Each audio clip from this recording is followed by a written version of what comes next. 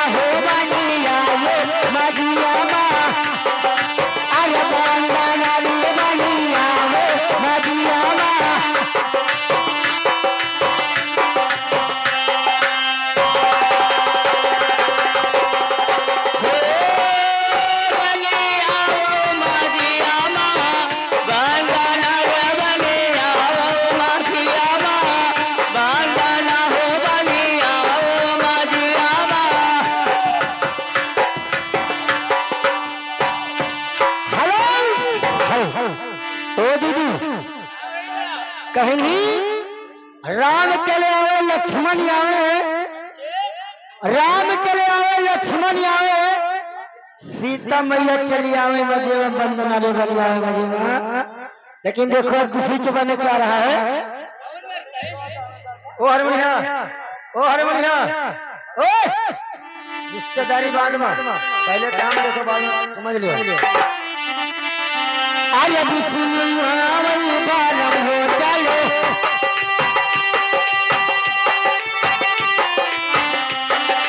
हे भी सुनो आवै बालम हो चले आवै, ब्रह्मा चले आवै बालम हो चले आवै,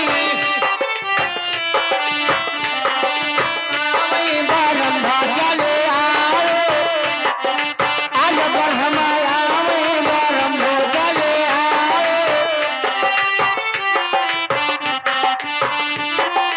आज लक्ष्मी मैया चले आवै मदियाना, हेलो आज बांदाना हो बनी आयो मदियाना, बांदाना हो बनी आवै मदियाना।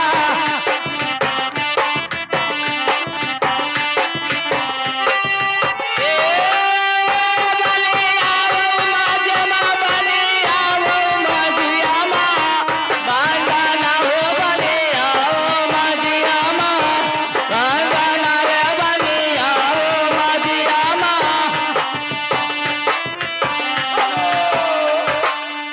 मैम साहब, वो भैया कहा था या रुपया देने के लिए अपने मुद्दे कहरवा सुने कहा था। उनका रुपया दे गए, उनका रुपया दे गए, और वह दूसरे किस्म के, और हम ही दूसरे टाइप के उनके रुपया दे दो। भैया था रुपये में काहे से जब तक हम भजन गाए ना जब तक हम पैसा ले नहीं।